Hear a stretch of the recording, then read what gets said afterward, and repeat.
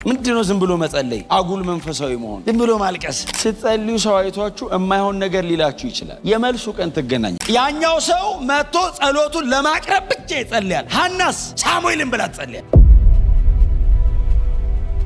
እግዚአብሔርም አንዳንድ ሰው ላይ ይጨክናል። የሱን ጩኸት ያስጨዋቸዋል። እግዚአብሔር የራሱን ጸሎት ነው የመለሰው። አንተ ብትሰጠኝ እሰጥሃለሁ ስትል እሱን ነው የምፈልገው እንኪ ብሎ ተቀበላል። ልክ ልቡ ሲገባት ሰጥ። መዝሙሯን ካያችሁት ልጅ ሰጠኝ አይደለም ሉዓላዊ ነው አለች። ይገላል ያድናል ብላ ሲኦል ያወርዳል ያወጣል አለች። በጣም ስትነኩ ለፎርማሊቲ አይደለም የምትጸልዩ። ስትጸልዩ ሰው አይቷችሁ የማይሆን ነገር ሊላችሁ ይችላል። የመልሱ ቀን ትገናኛላችሁ። ብትሰጠኝ ለአንተ መልሼ እሰጥሃለሁ ለዘላለም ያንተ ይሆናል። ባይ ዘ ወይ ስለተመለሰላቸው ነው የጸለዩበት ቀን የተጻፈው። የአንደኛ ሳሙኤል መጽሐፍ በጣም ወርቃማ ነው አይደል? በጣም ወርቃማ ነው። የዳዊት ሮያል ላይኑን የሚጀምረው በዚህ በሳሙኤል መጽሐፍ ላይ ነው። ሳሙኤል በጣም ታላቅ አገልጋይ ከሙሴ ቀጥሎ ሁለተኛ ሰው ነው። ባይ ዘ ወይ ብሉይ ኪዳን ላይ 3 ኦፊስ ይዞ ያገለገለ ሁለተኛ ሰው ነው። በመጽሐፍ ቅዱሳችን ሁለተኛ ሰው ነው። ከዛ በኋላ በዚህ አይነት ኦፊስ ያገለገለው ጌታችን ኢየሱስ ክርስቶስ ብቻ ነው።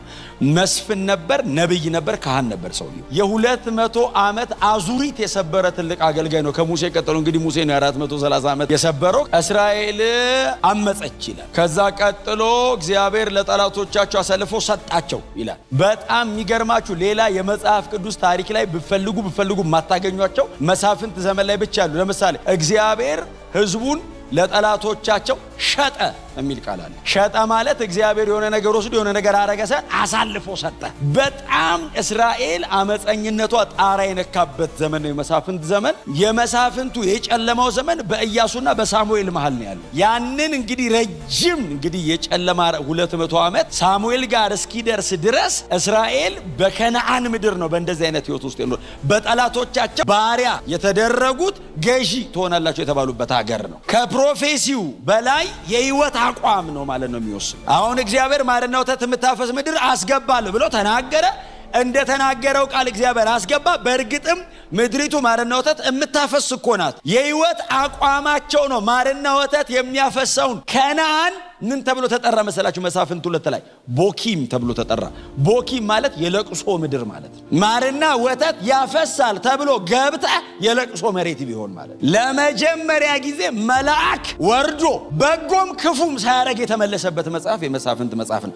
መልአክ ወረደ፣ ወይ ይባርካል ወይ ይገላል። መሳፍንት መጽሐፍ ላይ የእግዚአብሔር መልአክ መጣ ይልና ምን ይበል አይታወቅም፣ ተመልሶ ሄደ ይላል። ስለዚህ አንዳንዴ ተነግሮን ገብተን ህይወታችን ልክ ካልሆነ ሊበላሽ ይችላል። በጠንካራ አቋም እየኖርክ እግዚአብሔርን ብለህ እየኖርክ ግን ማንም ምንም ላይልህ ይችላል። ገብተህ ግን ትወርሳል። ሕልቃና የሚባል አንድ ሰው ነውና 2 ሚስቶች ነበሩት ይላል። ሐናና ፍናና ልጆች ነበሯት። ሐና ግን ልጅ አልነበራትም ይለናል ታሪክ ጸሐፊው። ታሪኩን እንግዲህ ሲጀምረው የሳሙኤል ነው ታሪኩ። በጣም የሚገርማችሁ እና እግዚአብሔር ይሄንን የሚያክል ታላቅ ሰው ለማምጣት የተጠቀመው ፋሚሊ ነው። ሳሙኤል ከሰማይ ዱብ አላለም። አወላለዱ፣ አስተዳደጉ፣ ልምምዱ እግዚአብሔር እንዴት አድርጎ ይገለጥለት እንደነበረ መጽሐፍ ቅዱሳችን ላይ በጣም በጥንቃቄ ነው የተጻፈው። አካሄዳቸውን እንድንከተላቸው ከተፈለጉ ሰዎች መሃል ነው ማለት ነው። እንድንከተላቸው እማንችላቸው ሰዎች አይጻፉም። ለምሳሌ ኤልያስ የት ይወለድ፣ የማልጁን እሳት ማውረድ የት ጋር ይጀምር ማንም ሰው አያውቅም። ይሄስ የእናቱ ታሪክ ሁሉ ገብቷል። ሕልቃና ከፍናና ልጆች ይወልዳ፣ ሐና ግን እግዚአብሔር ማህፀኗን ዘግቶ ነበርና የሚል ቃል አለ። ከባድ ቃል መውለድ አትችልም ይልና ያው ታውቁታላችሁ እናንተ። ጣውንቷ በየጊዜው በየአመቱ ታበሳጫታለች። ሐናን ህይወቷን ነው ምስቅልቅል ያረገባት። ለምን? የዲቫይን አፖይንትመንት ነው፣ የመለኮት ቀጠሮ ላይ ያለ። ስለዚህ እግዚአብሔር ፐርሰናል ነገሯ ላይ ገባ፣ የግል ጉዳዩ ላይ ገባ። ፍናና በየአመቱ ትወልዳለች ይላል። ሐና ትጸልያለች፣ ፍናና እና ቀጥሎስ ወልዳ ዝም ብላ እኮ አትመጣም፣ ታበሳጫታለች። ምንድነው ዝም ብሎ መጸለይ? አጉል መንፈሳዊ መሆን፣ ዝም ብሎ ማልቀስ ታስቆጥ። በዚህ ጊዜ ሐና ትመረር። በየአመቱ ምግብ አትበላም፣ እሺ አትልም። ሕልቃና ቀርቦ በጣም ትሪት ሊያረጋት ይሞክራል። ሐና ግን ልትጽናና ፈቃደኛ አይደለችም። እግዚአብሔር ከያዘው የሚያጽናናን እሱ ብቻ። በእውነት ማንም ትሪት ቢያረገን አንጽናና። መልሷ እግዚአብሔር እጅ ላይ ስለነበረ ከበሉ በኋላ ሐና ተነሳች። እንደ ልማዷ ልታለቅስ ወደ መጸለያ ቦታው፣ ያው ቤተ መቅደሱ ወደ ውስጥ መግባት አትችልም እና ወጣችና ወደ አደባባዩ ኤሊ በሚያየው አንግል ላይ ቆማ ነው የምታለቅሰው። ወደ ኤሊ አይደለም የምታለቅሰው፣ ወደ እግዚአብሔር። እዛ ውስጥ የቃል ኪዳን ታቦት አለ፣ እግዚአብሔር በዚያ ያድራል። ስለዚህ ጠጋ ብላ ነው የምትጮኸው። ኤሊ ግን እየሰማት ነው፣ ሊቀ ካህን ነበርና እያዳመጠ ነው። ሐና ቆማ ተመራ በእግዚአብሔር ፊት ትጮህ ነበር ይላል። ማይ ጉድነስ። አሁን ጸሎት አለ፣ መመረር ደግሞ ሌላ ሌቭል ነው። ምርር ብሏት በእግዚአብሔር ፊት ትጮሃለች። በጣም ስትነኩ ለፎርማሊቲ አይደለም የምትጸልዩት። እና ሰው ይረዳኛል አይረዳኝም አይደለም የሐና ጉዳይ፣ ለእግዚአብሔር ነው። አፏ ይንቀሳቀሳል ይላል አይደል? እንባዋ ይወርዳል፣ ታለቅሳለች፣ አፏ ይንቀሳቀሳል፣ ድምጿ ግን አይሰማም። ጸሎቷን ኤሊ አልሰማውም፣ እግዚአብሔር ሰምቶታል። ስለዚህ ተጻፈ። ምን ያረጋል? ኤሊ ሰምቶት እግዚአብሔር ባይሰማው አንደኛ ሳሙኤል አይኖራትም። ሰው ቢሰማችሁም አይጣቀምም። ስለዚህ ወደ ላይ መጮህ። ስትጸልዩ ሰው አይቷችሁ የማይሆን ነገር ሊላችሁ ይችላል። የመልሱ ቀን ትገናኛላችሁ። የመልሱ ቀን ሳሙኤልን አቅፋው ትመጣለች እና የነፍሷን አውጥታ እያማጠች ስትጮህ ኤሊ አያትና አንቺ ሴት ስካሪሽ እስከ መቼ ነው ከአንቺ ጋር የሚቆየው? ምንድነው ስካሪሽ? ትሪ ለቀቅ ሲያረግሽ መተሽ ባይምሮሽ አትጸልይ? ሐዘን ላይ ስለቆየ ፊቷ ላይ ያለ ሐዘኗ ምንድነው እንደዚህ መሆን? በሂጂ ሲላት ሐና እንደዚህ ያለችው ሰክሬ አይደለም፣ እኔ ባሪያ ልቦ ያዘነባት ሴት ነኝ፣ ከእግዚአብሔር ጋር ጉዳይ አለኝ። ኤሊ ሊቀ ካህን ነው በዛ ጊዜ። ስለዚህ ባይገባውም እና ጌታዬ ሆይ ሰክሬ አይደለም፣ ከእግዚአብሔር ጋር ጉዳይ አለኝ፣ ነፍሷ የተመረረባት ሴት ነኝ አለችና ጸሎቷን አበዛች የሚል ቃል አለ። ጸሎቷን አበዛች። ክብሯን አትጠብቅ፣ እግዚአብሔር ይቀበለኝ። አንድ የተሻለ ነገር አድርጉ ለጌታ ስትጸልዩ ከምታደርጉት የበለጠ አድርጉና ጸልዩ። አንድ ሰዓት የምትጸልዩ ከሆነ አንድ ሰዓት ጨምሩ። የምትጸልዩ ከሆነ ጾም ጨምሩ። ጾሙ ላይ አጥብቆ የሚል ጨምሩበት። አጥብቆ ጾሞ ጸልያ። መልሱ መፍጠኑ ብቻ ሳይሆን በክብደት ይመለሳል። በእስራኤል ታሪክ የማይደገም አይነት ሰው ነው ያመጣችሁ። ዲተርሚን ከሆናችሁ የምታውቁት ከፊት ካለ የምትጠብቁት ነገር ካለ ሁሉ ነገራችሁን ፍሬም ያደርገዋል። ዝም ብሎ የሚጸልይና የሐና ጸሎት ቀንና ሌሊት ነው ርቀቱ። ያኛው ሰው መጥቶ ጸሎቱን ለማቅረብ ብቻ ይጸልያል። ሐናስ ሳሙኤልን ብላ ትጸልያለች። ምናልባት ሌላው ሰው ላይዘበራረቅ ይችላል። ሐናስ ሰክረሻል እስክትባል ክብሯን ትጥላል። እንደዚህ ያረጋት የምትፈልገው ነገር ነው። እንደዚህ ያደረጋት ከእግዚአብሔር ጋር ያላት ጉዳይ ነው። ካህኑ እንዲህ አላት። ብዙ እንድትቆይ አልፈለገም። አጠገቡ እንድትቆይ አልፈለገምና ዝም ካላት አየ ጩኸት አታቆም ትላለች። ቃሉ አይወጣም፣ እንባዋ ይወርዳል። ዝርክርክ ብላለች፣ ተበለሻሽታለች። ልብሷ ምኗ መሬት ላይ ናት። በግንባሯ በደረቷ በምኗ እየተንፏቀቀች ነው የምትጮህ። እንደ ሰከረ ሰው ነው ወድቃ የምትጮህ። ስለዚህ ኤሊ ብዙ እንዳትቆይ አምላክሽ እግዚአብሔር የእስራኤል አምላክ ነው ያላት። እንደው የእስራኤል አምላክ የለመንሽውን ሁሉ ይስጥሽ። በጊዜው ነብይ አልነበረም። የእግዚአብሔር ቃል ብርቅ ነበር።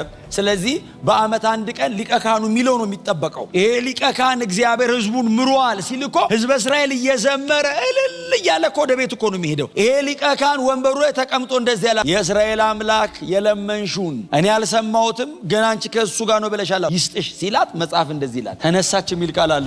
ቆማ አይደለም ጸልየው ማለት ነው። ተነሳች ይልና ፊቷን ታጠበች ይላል፣ ተስተካከለች ይላል። ከዛች ቀን ወዲህ ፊቷ ላይ ሐዘን አልታይ ቀይረ በቃ አለች። ለአመታት የጠበቀችው እግዚአብሔርን ነው። እግዚአብሔር ያስቀመጠው ሰው ነው። ኤሊ ቃሉን አምና እግዚአብሔርን በዛ ሰው በኩል መልሶላት ወደ ቤቷ ሄደችልና ታሪኩ ግን ይሄ ብቻ ቢሆን ሐናም ልጅ እግዚአብሔር ሰጣት ብቻ ድረስ ቢሆን ኖሮ አንደኛ ሳሙኤል ውስጥም አይገባም። ምክንያቱም እግዚአብሔር የመጀመሪያው አይደለም እንደዚህ ሲያደርግ። ከሐና በላይ ለሳራ ሰጥቶ ያውቃል። የ90 ዓመት እናት ወልዳ ታውቃለች። ከሐና ይበልጣል ታሪኩ። የሐናን ያስገባው ምዕራፍ 2 ነው ያስገባው ይህን ታሪክ። ሐና አንድ ሳሙኤል በሚባል ልጅ የእግዚአብሔር ዘላለማዊ የማዳን እቅድና እግዚአብሔር ምን አይነት ሶቨሪን ጋድ እንደሆነ አንደርስታንድ አደረገች። መዝሙሯን ካያችሁት ልጅ ሰጠኝ አይደለም፣ ሉዓላዊ ነው። ይገላል፣ ያድናል ብላ ሲኦል ያወርዳል ያወጣል አለች። እግዚአብሔር ለሐና የሰጣት ሌሰን በየአመቱ ልጅ ይሰጥሻለሁ የሚል አይደለም። እኔ ሉዓላዊ ነኝ አላትና ስትዘጋው የሐና መዝሙር ይሄ መዝሙርና ሉቃስ ወንጌል ምዕራፍ 1 ላይ ቁጥር 56 አካባቢ ያለው የማርያም መዝሙር አንድ አይነት የሚጠቀሙት ቃል ይገላል፣ ያድናል፣ መሲሁን የሚነኩት ኢቭን አንግል አንድ አይነት አንግል ነው። ስለዚህ ሳሙኤል በሚቀጥለው ዘመን ላይ ለሚመጣው በእስራኤል መካከል ንጉሷም መስፍኗም ካህኗም ለሚሆነው ለኢየሱስ ክርስቶስ ጥላ መሆኑን ሐና ዘመረችው። ንጉስህን ብቻ አይደለም ያለችው። ንጉስ የሚለው ሮያል ነው አይደል? የዳዊት ነው። መሲሁ የሚለው ቀጥታ ክራይስት the anointed one ነው። እግዚአብሔር ከሰማይ ቀብቶ ሚልከው አለ ብላ ኢየሱስ ክርስቶስን ዘመረችው። አሁን ሐና የኛ አይነት 66 መጽሐፍ እጇ ላይ ስለሌለ ጌታ ኢየሱስ ክርስቶስ መጥቶ መስቀል ላይ ከሞተ በኋላ እንደቆምነው እንደኛ ስላልሆነ አንግሏ እምትለውን ነገር እኛ በምንረዳው ልክ ላይሆን ይችላል የሚገባት ገብቷታል። ስለዚህ ጉዳይ ትንቢት የተናገሩ ነቢያት ነገሩ መቼና እንዴት እንደሚሆን ይመረምሩ ነበር። ሐና ብድግ ብላ የንጉስን ቀንድ ከፍ ከፍ ታደርጋለህ ስትል ንጉስ የለም በእስራኤል። እያወራች ያለችው ስለ የዳዊት ቃል ኪዳንና የዳዊት የንግስናውን መስመር እያወራች ነው። እና ፕሮፌሲ ነው መዝሙሯ። ንጉስን ቀንዱን ከፍ ከፍ አረከው። ከዛ ንጉሱ ብቻ አይደለም የመሲሁንም ነው ያለችው። ለንጉሱ ኃይል ሰጠ ብላ የመሲህን ቀንድ መሲሁ ድል አድራጊ ነው አለች። መሲሁ አሸናፊ ነው። ብላቴናው ከተወለደ በኋላ ያማረ ሕፃን ነበረ። በአመቱ እነ ሕልቃናና እነ ፍናና ሲወጡ አልሄድም አለች። ለምን? ብላቴናው ገና ጡት አልጣለም አለች። እና በጣም የሚገርማችሁ ምን እንዳለች ታውቃላችሁ? ጡት በተወ ጊዜ ወስደውና በዚያ ለዘላለም ይኖራል አለች። አልመልሰውም ወደዚህ አለች። ለምን? እግዚአብሔር ፊት ስለትሳል ብዬው ነበር፣ ብትሰጠኝ ለአንተ መልሼ እሰጥሃለሁ፣ ለዘላለም ያንተ ይሁን። ባና ምጥ በስንት ለቅሶ የተገኘ ልጅ ለዘላለም መስጠት ምን ማለት ነው? በህፃን እኮ ነው ገና ምንም እኮ ያቅም ወስዳ ለእግዚአብሔር እሰጠዋለሁ ብላ ለዘላለም ምን ማለት ደግም ያለ ብትሰጠኝ ብዬ አልጓጓም እሰጠዋለሁ። እድሜውን ሁሉ በእግዚአብሔር ቤት ይኑራል። እግዚአብሔርም አንዳንድ ሰው ላይ ይጨክናል። የሱን ጩኸት ያስጨዋቸዋል። ሰው ፈላጊ ሐና ብቻ አልነበረችም፣ እግዚአብሔር ነበራ።